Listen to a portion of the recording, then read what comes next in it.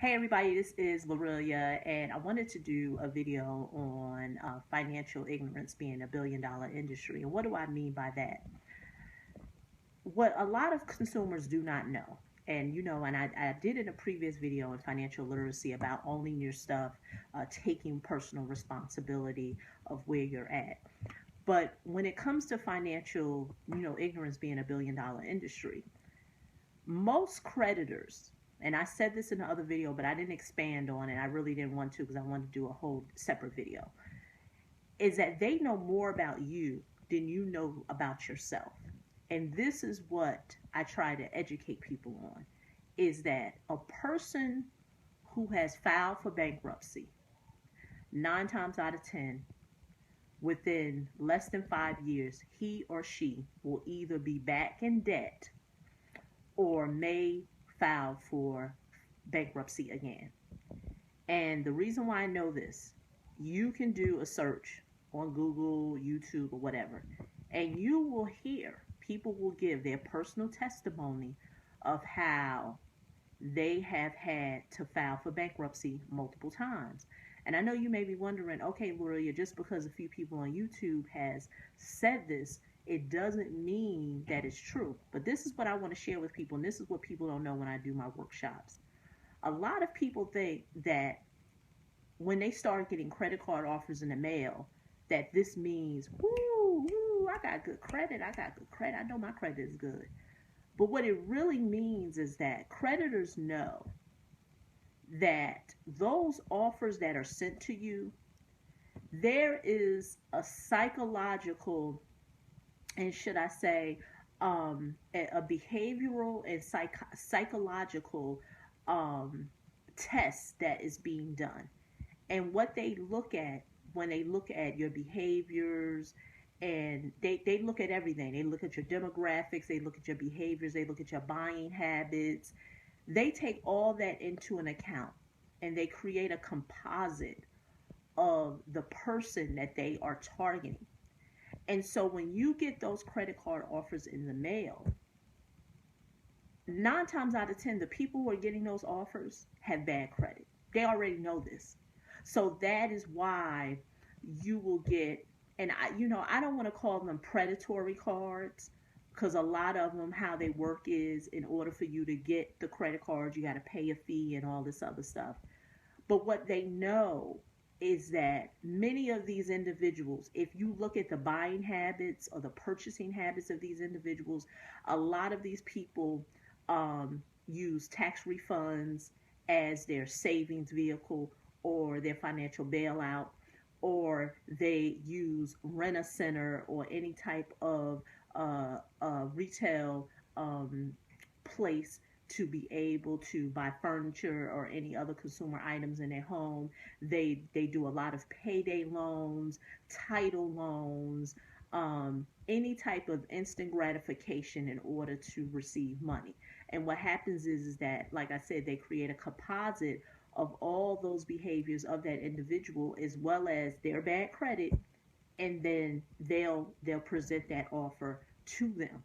And so many people think that they're getting those offers based on, oh, they have good credit and they're being rewarded. No, let me tell you something. There is no money to be made off of a person who is financially astute and who has good credit and who has income that is coming to them on a residual and a passive basis, or they understand money. The reason why there is no money to be made off those individuals is because they get it. They can almost write their ticket. And even for the person who is saying, okay, I'm not at the place of, earning any type of residual passive income. I just kind of work a job, but I have good credit, this, that, and the other. Even if that person is financially astute, meaning that they pay their bills on time, they don't have no bad credit, they can pretty much write their ticket. They don't need those predatory offers in the mail. They can literally go to their bank, establish a relationship with their bank and their credit union, and be able to get a loan or get credit if they want to. And the list goes on and on and on. But for those who don't know, for those who don't want to learn, who don't want to own their stuff, they will continually be preyed on. That is why there is so much money. I mean, you go back 10 or 15 years ago, and I know this only because, I used to have a tax business. Those were, and I'm going to go back further than that. I'll say about 25 years up into, I think, about 2008 were the glory years of tax preparation. Why? Is because tax preparers were making so much money on rapid refund loans. And and if you don't know what that is, anyone who's had it knows what a RAL is, a rapid refund loan. And what happens is that you will be able to get an advance on your income. So there were people, once again, your behaviors, people by the end of the year, they do all their holiday shopping, they get in debt, and then after the holiday season is over, they go to their tax preparer, and a lot of the large retail chains, but not even them. There were a lot of small and mom and pops um, who did it also. Even myself. I had the authority to be able to provide that to people. And as much as I never wanted to do it, I probably can count the amount of people that I did it, and it's less than 10, because I would tell people, you why are you allowing somebody to charge you for your money when you can just wait 2 weeks? I've even extended 4 weeks, 2 to 4 weeks, and get your money for free. But once again, I gotta have my money now. I gotta have my money now. It's the instant gratification. So that is why, and that's why I call it the glory years. The glory years is because many tax professionals made a lot of money. I mean, you'll be surprised. I mean, a person who is getting anywhere between $8,000 and $9,000 back from their tax refund, and that's only on the federal side. That doesn't even include the state. They ain't thinking a rat's patootie about, oh, I gotta pay, 200 for the tax return and another 300 to get this rapid refund. They just don't care. And the fees were so absorbent. But once again, when a person has not owned their stuff, they do not know, they're not willing to learn, they'll pay it. And even if you explain to a lot of these people, it goes back to, like I said, the behaviors of these individuals. Creditors know, big corporations know. That's why I always say, when dealing with debt collectors, it's $1 billion industry. They know 80% of the public don't even know that stuff about debt validation, all the stuff that I talk about. And even if and I've had people who will challenge me as if I made this stuff up. And I don't make the stuff up. I'm actually getting the stuff. I'm showing you federal statute and laws that have been created to protect you. But most people that they have questioned me.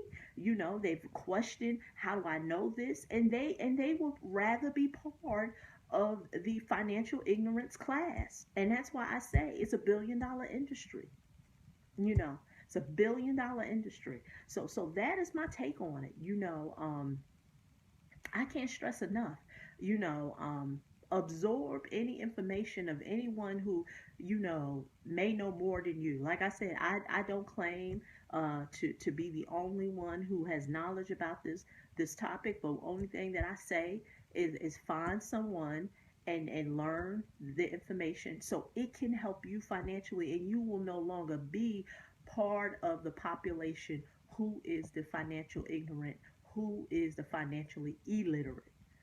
So if I hope this video doesn't offend you. It's only going to offend those who have not owned their stuff. That is the only group of people this video is going to offend. But for those who are seeking to be financially astute, to be financially illiterate, to be able to own their stuff, they're going to appreciate this video. They are. And what's going to happen is that they're going to make sure that other people are going to get this message. That's why I tell people, my biggest reward is when people are able to take the information that I have taught them in terms of rebuilding their credit, getting rid of debt collectors, and sharing it with someone else. Because when I learned this information, I just, I've said in other videos, I used to tell people, I used to do people's credit for free. That's how happy I was. I would talk for hours sharing all this great information because I felt like people needed to know this. This is the why I started doing more YouTube videos on this topic, because the few that I did, I appreciated that people would come back and say, oh, this video has helped me. Oh, this has happened. So then I started saying, you know what, let me do more of it. But prior to YouTube, anyone who knows me, pre 2008 or whatever, they know that I would sit there for hours and just tell and just pour into them why they needed to know this information. So once again, this is Lorelia. I hope this video has helped you. All my information will be under this video. And like I said, share it with somebody who is really trying to seek knowledge and to change their lives financially. Okay, once again, this is Lorelia. Bye.